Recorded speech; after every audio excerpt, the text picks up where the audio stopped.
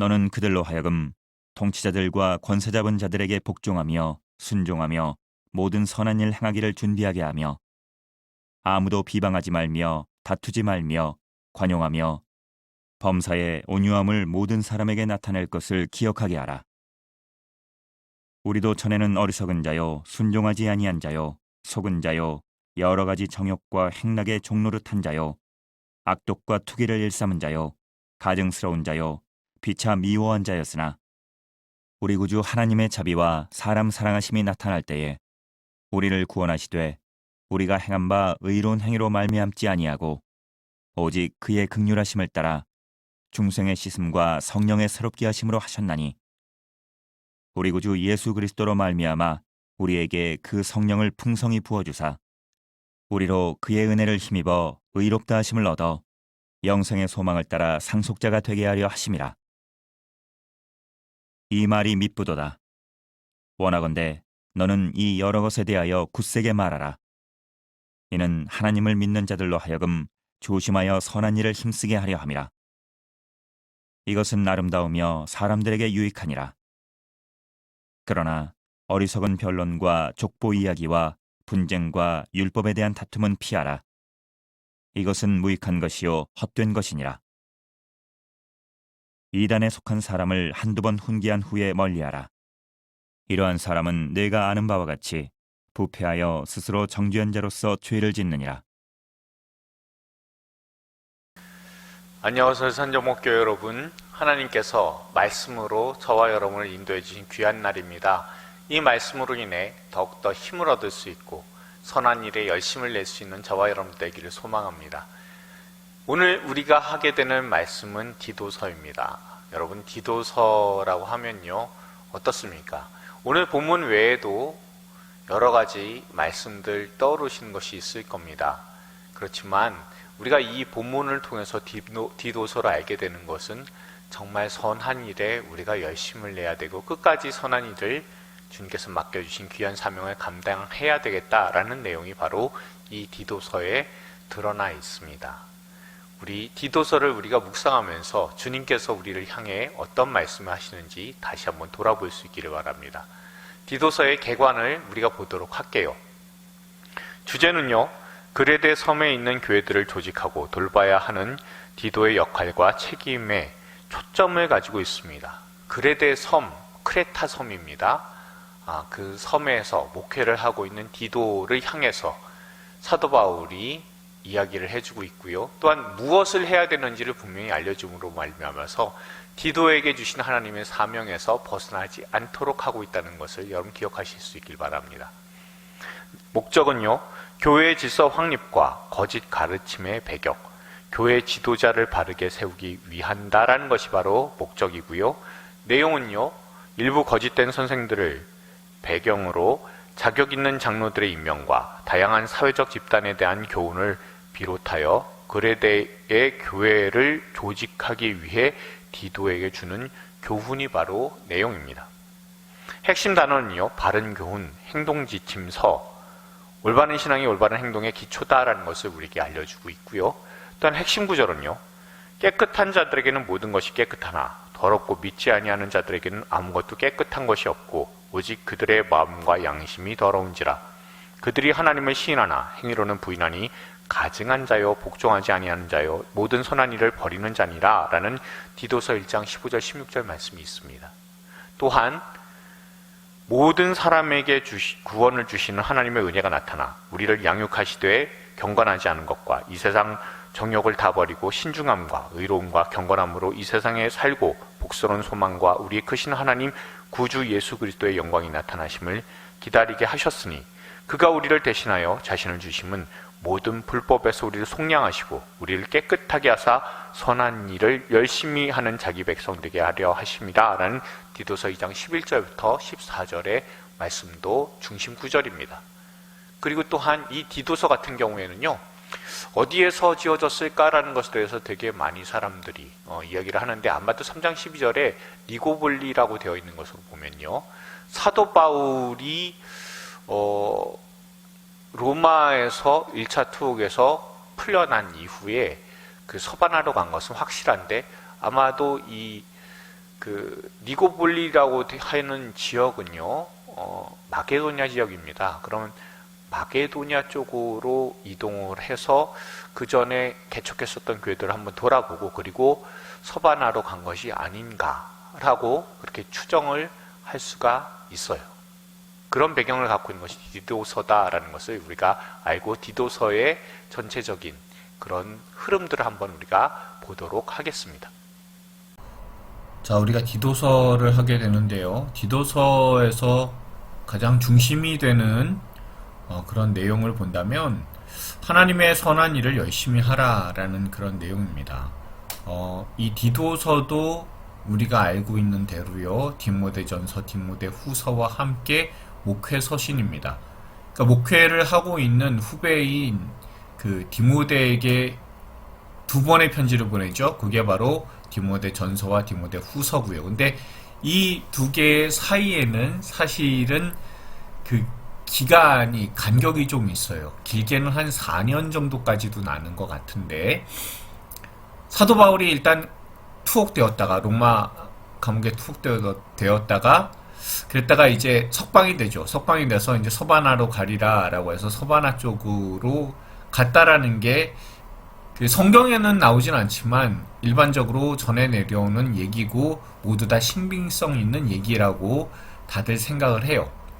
자, 그렇기 때문에 우리가 전에도 사도 바울의 전체적인 여행 경로라는 걸 생각을 해봤을 때 대략 한 62년이나 63년경쯤에 로마 감옥에서 풀려나서 한 66년 정도까지 그 사도 바울이 서바나로 복음을 전하러 갑니다. 스페인어로 복음을 전하러 가서요. 그래서 스페인에서 복음을 다 전한 다음에 다시 어떤 경로로 로마에 체포되었는지 잘 모르지만 로마에 체포가 됩니다. 그리고 나서 주 67년 혹은 68년경에 그때에 아마도 그 참수를 당한 것으로 그렇게 역사학자들은 생각하고 있어요.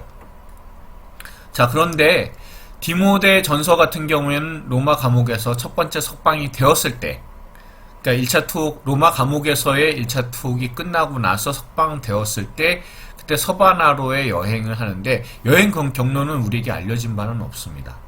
어쨌든지 간에 서바나로 바로 갔을지, 아니면 자신이 목회를 했던 곳을 또 한 번 돌아보고 가서 움직였을지는 알지 못해요. 여기에 대해서 상당히 의견이 분분합니다. 그런데 오늘 디도서를 보면요, 이 내용이 어디랑 많이 닮았냐 하면 사람 세우는 그런 부분들 여러분들 보시면 디모데 전서하고 상당히 많이 흡사하다는 것을 여러분들 보실 수가 있어요. 그렇죠?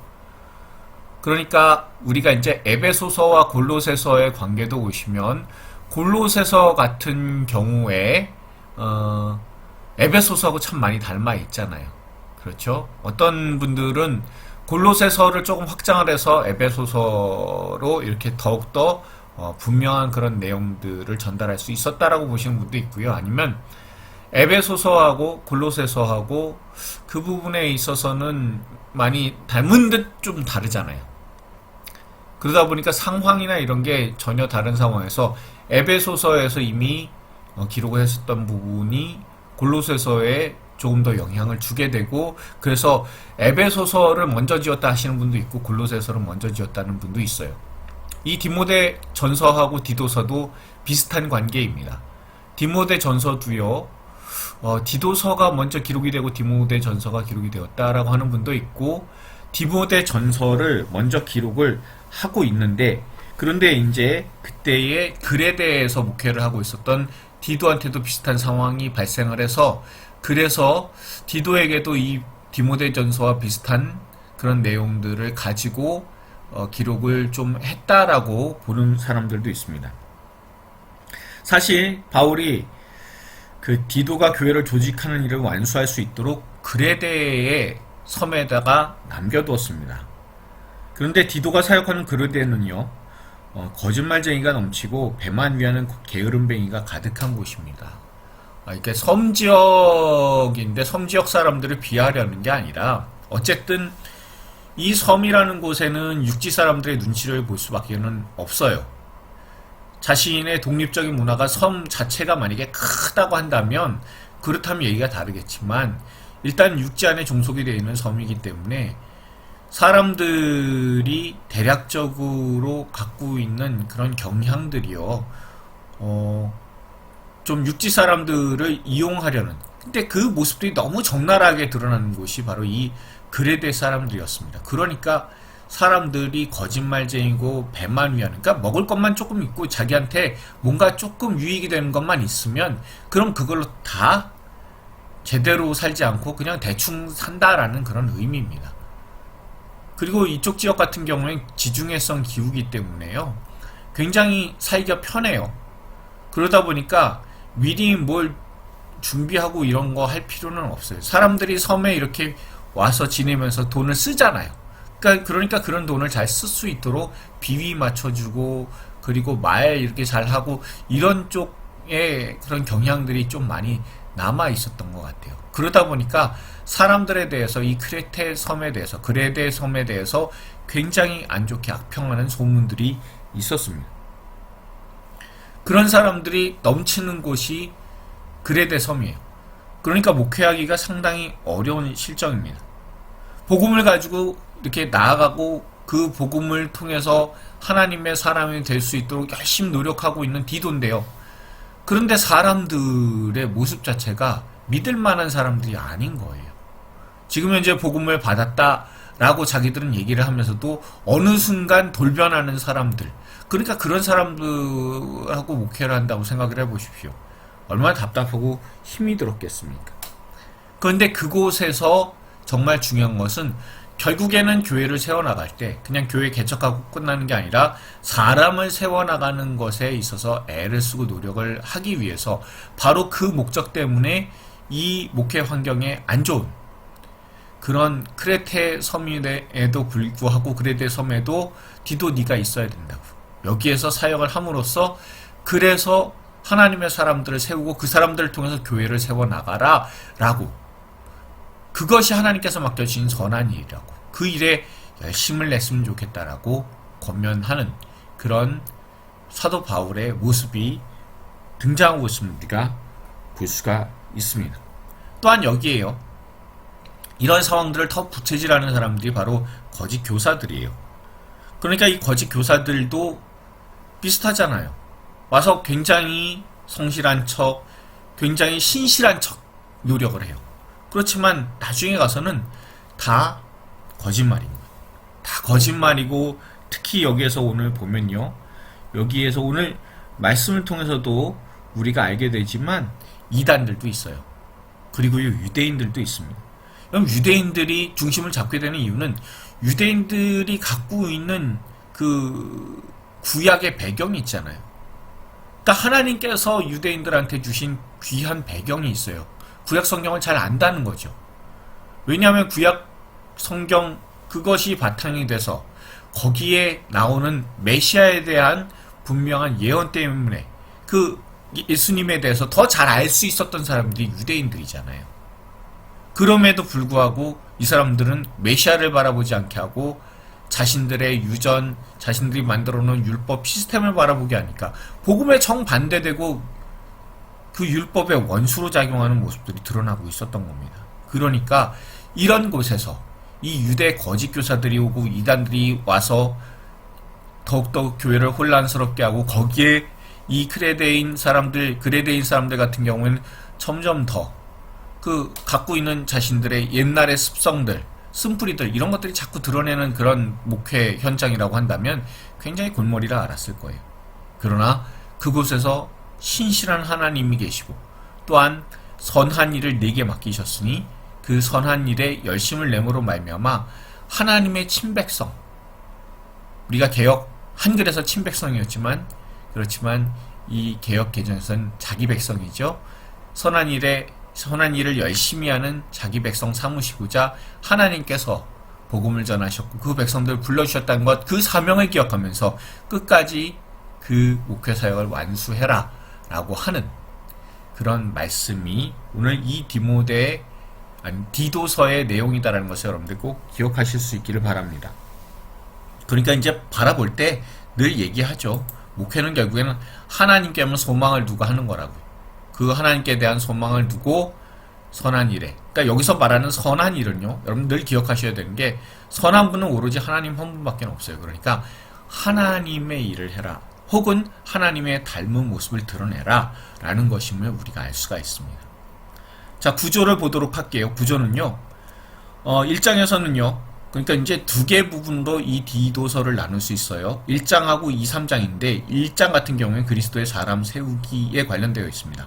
그러니까 온전한 성도로 교회를 바르게 세우라 라는 권면이 이 1장에서 등장하고 있으면 2장, 3장은요, 그리스도의 교회를 세우는 거예요. 선한 교훈으로 교회를 바르게 세우라 라는 말씀이 2, 3장에 등장하는 내용입니다. 조금 더 세부적으로 볼까요? 세부적으로 보시면 맨 처음엔 자격 있는 장로를 세우는 겁니다. 이 장로를 세운다는 것은 어떻게 보면 인적인 시스템을 세운다라고도 볼 수 있지만 하나님의 청지기를 세워나간다라는 것을 여러분들 꼭 기억하십시오. 그러니까 단순히 교회에 있어서의 시스템을 구축을 해나가기 위해서 교회 리더로서 사람을 세운다라는 것, 그게 아니라 하나님께서 맡겨주신 선한 일을 감당할 수 있는 그 청지기를 세워나간다라는 그런 마음을 가지고 그 교회들의, 각 교회들의 장로들을 세워나가라 라고 이야기를 해주고 있는 겁니다. 또한 여기에 거짓 교사들이 등장을 합니다. 그 거짓 교사들을 책망해야 된다. 그 미혹자들을 경계해야 된다는 것이 바로 목표가 됩니다. 그러니까요, 이 미혹자들은요, 1장 15절에서 나오고 있는 대로, 15절 16절에 나오고 있는 대로 이 사람들은 그 마음과 양심이 더러운 사람들이고요, 하나님을 시인하는 것 같지만 행위로는 부인하는 거예요. 그러니까 우리가 여기서 알 수 있는 게 뭐가 있냐면요, 결국엔 선행을 한다는 것, 선한 행위를 한다는 것, 그것은 하나님을 닮은 행위이고 하나님을 닮지 않았으면 그 선한 행위를 사람이 할 수가 없어요. 그건 척하는 것뿐이에요. 다 미혹하고 거짓말입니다. 그런 모습들을 드러내는 게 바로 유대인들이었다라는 것을 여러분 기억하시면 되겠습니다. 자, 그리스도의 교회를 세우는 그런 부분들을요, 여러분 보시면 어떻게 되어 있냐면 바른 교훈으로 교회를 세운다라는 겁니다. 여러분, 바른 교훈이라고 하면 진리를 따르는 말씀이죠. 진리를 따르는 그 말씀을 가지고 세워나간다 합니다. 그 진리를 따르는 그 말씀, 그것의 본을 보여야 되는 사람이 바로 디도다라는 것을 알려주고 있고요. 계속해서 말씀을 드리지만 이 말씀에 따라서 선한 행위를 한다, 그리고 그 선한 모습을 드러낸다라는 것은, 그것은 하나님이 지금 현재 나를 인도하고 계심을 드러낸다, 나는 하나님을 닮았다, 하나님은 선한 분이시다라는 것을 드러내는 것이다. 이건 사람의 열심으로 할 수 없다라는 거예요. 그래서 선한 일을 열심히 하는 백성 삼으시고자 하나님께서 너에게 사명을 맡기셨고, 또 그런 동등한 그런 사명들을 다른 사람들을 가르침으로 그 사람들이 그 사명을 가지고 살아가고, 또한 그 모습들을 또 물려주고 그런 영적 유산을 만들어서 계속해서 바른 교훈으로 교회를 세워 나가라라는 의미가 이 2장에서의 나타나는 그런 내용입니다. 또한 선한 일을 지속하기라는 그런 내용이 등장하게 되는데요, 이 선한 일을 지속할 수 있는 근거가 하나밖에는 없어요. 성령께서 새롭게 하지 않으시면 방법이 없습니다. 계속해서 사람들의 원래의 모습들, 그대로 죄악된 모습들을 가지고 살아갈 수밖에 없는 게 사람이에요. 그런데 성령께서 새롭게 하시는 것, 그것을 통해서 결국에는 사람들이 선한 일을 열심히 할 수 있는 그런 배경이 된다는 것을 우리에게 알려주고 있습니다. 자, 1장에서의 그런 내용은 교리적인 그런 내용들입니다. 조직에 대한 내용이고요. 그게 단순히 어떤 교회 조직이 아니라 사람을 세우기에 관련된, 인선에 관련된 것이고요. 거기에 비해서 잘못된 사람, 방해꾼들이 있다는 것을 다시 한번 알려주고 있어요. 그리고 2, 3장의 내용은 실제적인 그런 부분들입니다. 교훈을 할 때, 그때 나이 드신 어르신한테는, 그리고 여자 어르신, 남자 어르신 따로 구분하죠. 그리고 젊은 여자들 같은 경우 어떻게 교육을 해야 되는지, 젊은 남자들은 어떻게 교육을 해야 되는지에 대해서도 분명히 구분해서 이야기를 하고 있어요. 그러니까 교육 자체에 대해서 굉장히 실제적인 모습을 우리가 볼 수가 있어요. 그리고 또한 이것이 그걸로 단순히 끝나는 것이 아니라 결국에는 하나님의 선한 일을 열심히 하게끔 만드는 그 순종의 모든 것들이 집중되어 있음을 알려주고 있습니다. 자, 그러면요. 디도서의 전체적인 이미지는 바로 이 모습일 겁니다. 선한 일에 열심하는. 여러분, 선한 일이라고 하면요. 제가 왜 이 꿀벌을 선택을 했냐면, 꿀벌도 사명이 있잖아요. 그쵸? 하나님께서 꿀벌에게 맡겨주신 사명은 꿀을 모으는 겁니다. 1차적으로는요. 되게 이기적인 것 같지만 사실은요. 이 꿀벌들이 세상에서 사라지게 되면 인류도 멸종한다는 그런 뉴스 보신 적 있으십니까? 이 꿀벌들이 이렇게 꿀을 모으면서 계속해서 이제 수정하게 만들잖아요. 그래서 열매를 맺게 하는데 굉장히 큰 역할을 하는 것이 바로 이 꿀벌입니다. 꿀벌이 사라지고 나면 이 세상의 식량도 다 사라진다고 해요. 그럴 정도로 하나님께서는 이 꿀벌에게 맡겨주신 사명이 있습니다. 어떻게 보면 이 꿀벌이 이 지구상의 생태계를 지탱하고 있다라고도 우리가 볼 수 있는 거죠.